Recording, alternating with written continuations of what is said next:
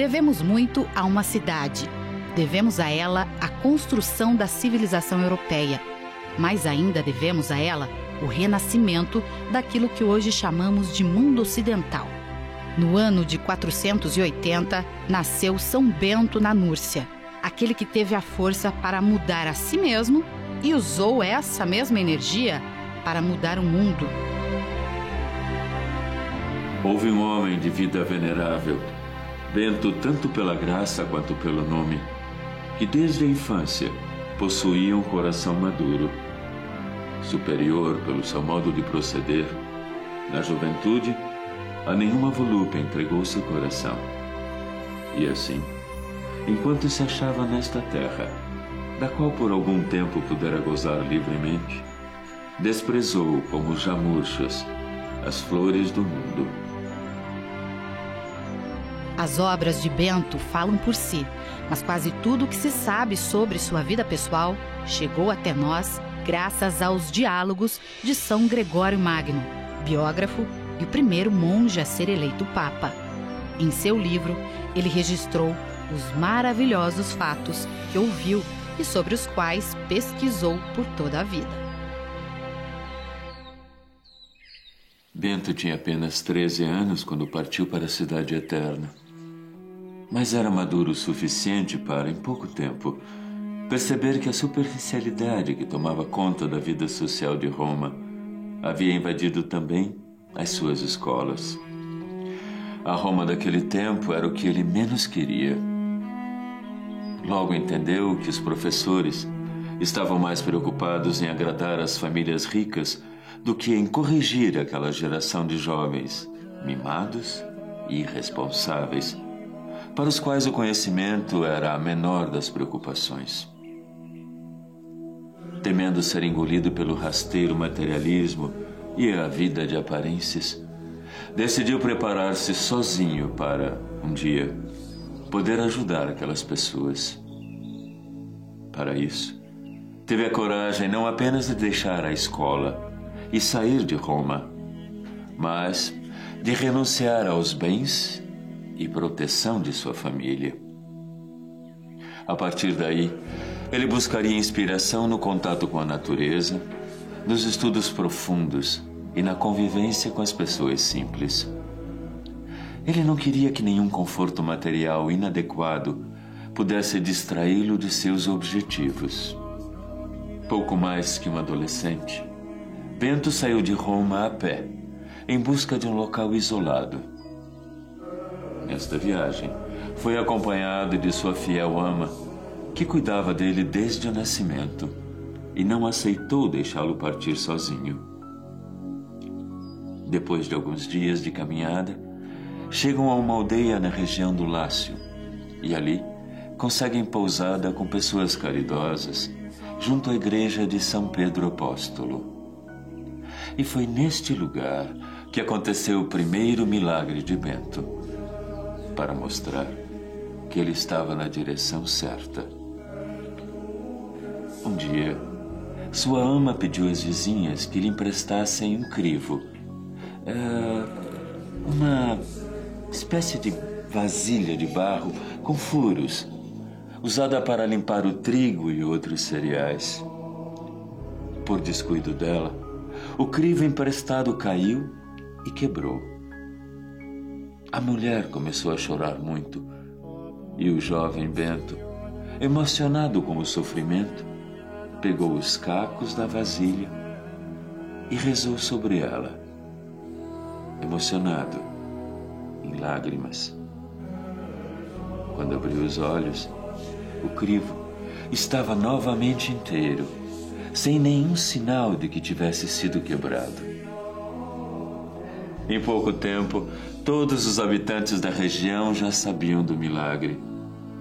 Penduraram então o vaso restaurado na porta da igreja São Pedro Apóstolo, para que todos se admirassem do poder da fé do jovem Bento, que apenas iniciava sua vida religiosa. A vasilha ficou ali por décadas e sobreviveu a tudo e a todos.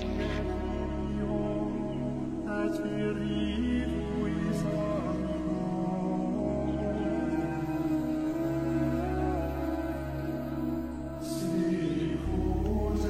seus 20 anos, depois de 7 anos de pregação e exemplo, decidiu isolar-se em uma pequena e quase inacessível gruta nas encostas do Monte Subíaco, de onde desciam muitas fontes de água.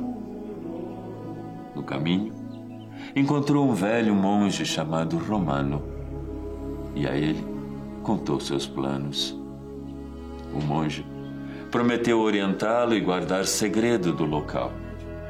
Emprestou-lhe livros preciosos e lhe deu um velho traje monástico negro, cor que Bento usaria por toda a vida e seria adotado pelos seus futuros discípulos. Além disso, de tempos em tempos, levava a Bento um pedaço de pão que tirava de sua própria ração diária. Não havia caminho do mosteiro de Romano à gruta, pois um rochedo bloqueava o caminho pelo alto. O bom monge, então, descia o pão pendurado a uma corda comprida, com um sino na ponta, para que Bento soubesse que era hora de pegar o alimento. Bento passou 3 anos como um eremita, sem receber visitas, orando, lendo, meditando, exercitando os dons espirituais. Até que um dia acaba sendo descoberto por pastores que buscavam suas cabras perdidas. Os jovens, ao mesmo tempo que estranharam a sua aparência, sentiram-se atraídos pelo seu ar bondoso e inteligente. Os pastores passaram a visitá-lo para pedir conselhos e orações. Aos poucos, espalharam a notícia de que ali vivia um homem poderoso, santo e sábio. Jovens de toda a região, vendo seu exemplo, convertiam-se e queriam imitá-lo. Depois de muitos sinais do céu, e inspirado pela sua fé, Bento chega à conclusão de que o seu período de reclusão chegava ao fim.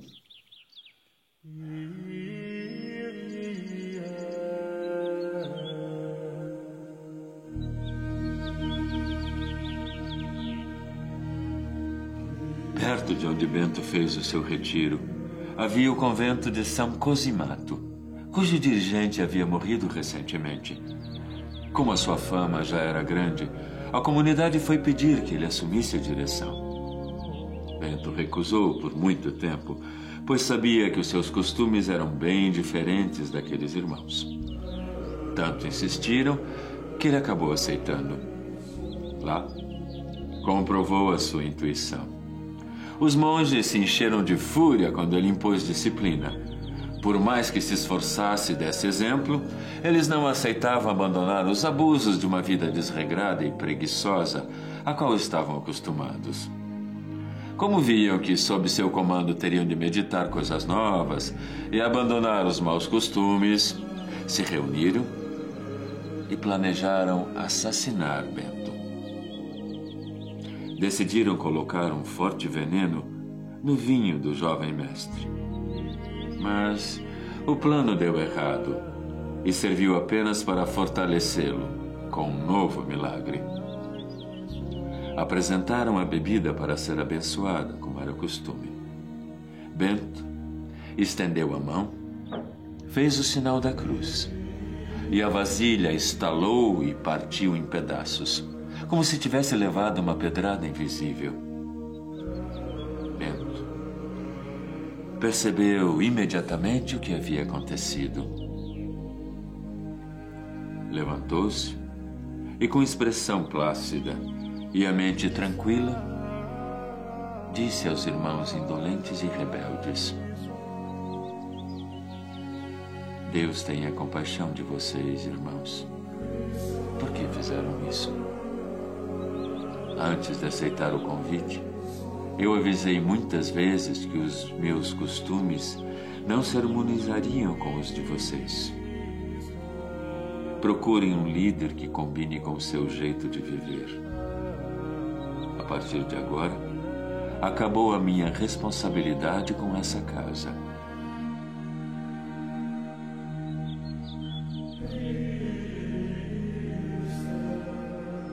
Bento deixou o mosteiro, voltou para Subíaco, recebido entusiasticamente por jovens cheios de energia e fé. Entre eles, os futuros santos Plácido e Mauro. Resolve emigrar para a região de Nápoles. Lá, aos pés do Monte Cassino, ele e seus discípulos constroem, com muito esforço e apoio da comunidade, o seu primeiro mosteiro, usando as pedras de uma antiquíssima construção abandonada. Na verdade, aquele foi o primeiro mosteiro propriamente dito da Europa, e Bento quis fazer dele um modelo para o Ocidente. Para isso, estudou a fundo os regulamentos dos mosteiros orientais, assimilando o que havia de melhor e adaptando o restante ao espírito romano. Uma grande quantidade de discípulos aparece e, para abrigá-los, Bento funda 12 pequenos mosteiros. Seu lema é simples e poderoso: ora et labora, ou seja, rezar e trabalhar. Porém, o trabalho de Bento causa inveja a um sacerdote da região, Florencio. Ele tenta de todas as maneiras impedir que as pessoas procurem o santo. Até que, no ano de 529, cego pelo despeito, Florencio leva um pão envenenado de presente a Bento. Mas o santo, sempre bem inspirado, percebe imediatamente a intenção do padre. Na hora da refeição, Bento ordenou a um corvo, que tinha o costume de ir comer nas suas mãos, que, em nome de Jesus, levasse o alimento envenenado para longe, onde não pudesse ser encontrado. O animal demonstrou medo. Não queria tocar no pão, mas acabou obedecendo. Horas depois, voltou, são e salvo, e foi alimentado pelo monge. Incapaz de desejar o mal a quem tentou matá-lo, Bento toma o episódio como um sinal de Deus, de que deveria se afastar da multidão, para poder ampliar seus serviços.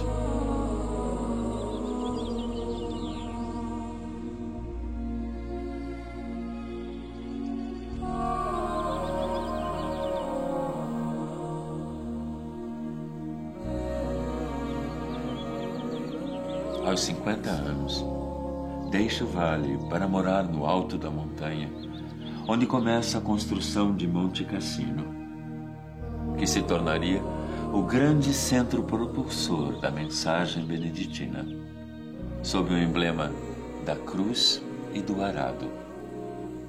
A partir daí, a proposta de Bento começou a se expandir de forma impressionante. A poucos quilômetros dali, Santa Escolástica, sua irmã gêmea, adotou as mesmas regras para as mulheres, dando origem à Ordem das Monjas Beneditinas. Graças a esse monge, de modo simples, salvaram-se da destruição e do esquecimento os tesouros milenários da cultura, da arte, da literatura e da ciência, sem as quais o Ocidente estaria condenado às trevas. Durante muitos séculos, os estudiosos, os doutores, os cientistas e os professores, que passaram conhecimento às novas gerações, pertenciam quase todos à família espiritual de São Bento. Dos mosteiros surgiram a excelência na fabricação de instrumentos científicos e de trabalho, a cópia sistemática de livros preciosos, o combate à escravatura, o estabelecimento do direito público e privado das nações, o ensino. A grande eficácia dos regulamentos estabelecidos por São Bento para seus mosteiros fez com que eles fossem adotados por quase todas as demais ordens religiosas. Para divulgar e facilitar a sua execução, ele escreveu, a partir de 534, os 73 capítulos da Regra dos Mosteiros, equilibrada, moderada e sensata. Ela é seguida até os dias de hoje. O poderoso fermento espiritual presente na obra de Bento, expandiu a sua mensagem muito além de sua pequena cidade e do seu país, para forjar o rosto do mundo ocidental, a partir da fé, partilhada entre diferentes povos. Os mosteiros de São Bento formaram pessoas que passaram a história da nossa civilização pela sua sabedoria, ciência e santidade. Eles eram escolas, hospitais, laboratórios, hospedarias que espalhavam a luz que mais tarde revolucionaria o mundo com o humanismo e a renascença. Além disso, ensinaram aos povos da Europa novas técnicas de agricultura, criação de animais, preparo e conservação de alimentos. Até hoje, as regiões no entorno dos mosteiros são centros de excelência mundial na produção de queijos, presuntos, salames, linguiças, vinhos, cervejas, doces, compotas e conservas. E a Igreja deve a essas oficinas de oração e trabalho nada mais, nada menos que 23 papas, 5.000 bispos e cerca de 3.000 santos canonizados. A vida de São Bento foi cercada de fatos extraordinários. Por inúmeras vezes, ele livrou a si mesmo, irmãos monges e pessoas do povo da influência de espíritos malignos, e por isso é visto por muitos como um poderoso exorcista. Bento tinha também, em alto grau, os dons da visão à distância, da leitura de pensamentos e previsão do futuro. Foram muitas as profecias do santo, inclusive sobre a destruição do mosteiro, primeiro pelos lombardos e muito tempo depois, na Segunda Guerra Mundial. Em 15 de fevereiro de 1944, com o falso argumento de que havia um grupo de controle e observação do exército nazista escondido atrás de seus muros, intransponíveis por terra, o mosteiro de Monte Cassino foi destruído por 1.400 toneladas de bombas lançadas pela Força Aérea Americana.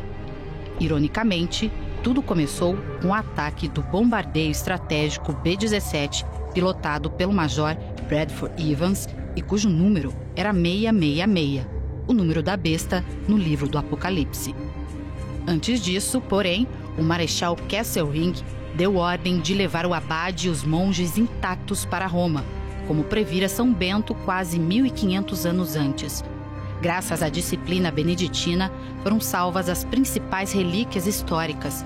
Mais tarde, os monges reconstruíram Monte Cassino, exatamente como original.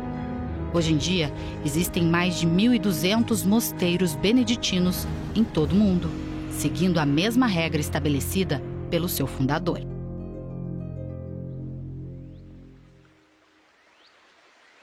Confirmando uma de suas profecias, São Bento morreu em 21 de março de 547, aos 67 anos, 42 dias depois da irmã Santa Escolástica, deixando um legado incalculável. A pequena gruta em que ele viveu como eremita por 3 anos é até hoje uma fonte inesgotável de incontáveis milagres.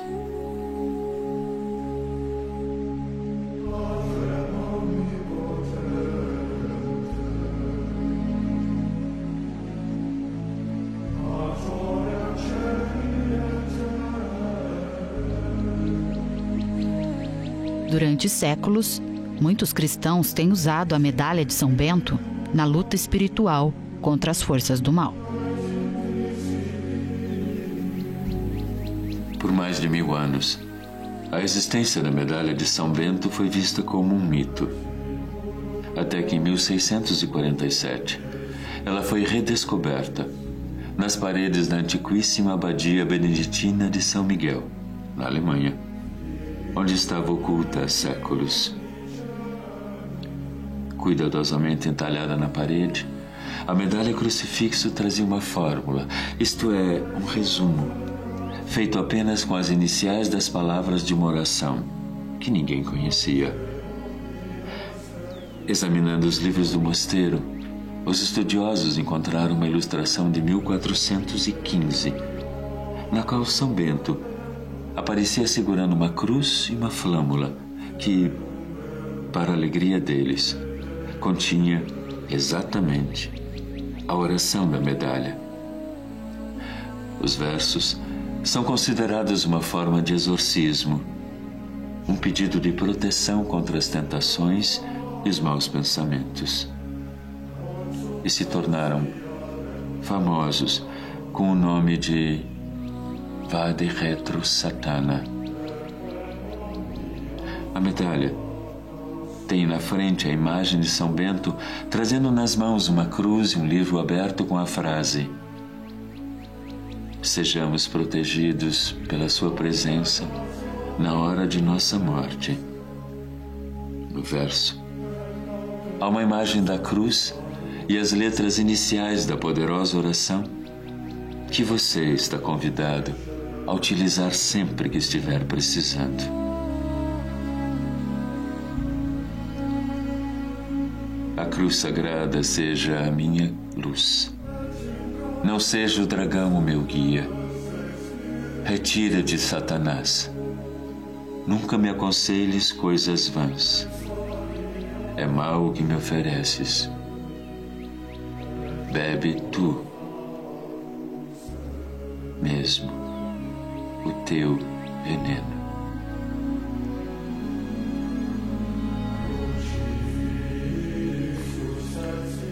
Rogai por nós, bem-aventurado São Bento, para que sejamos dignos das promessas de Cristo.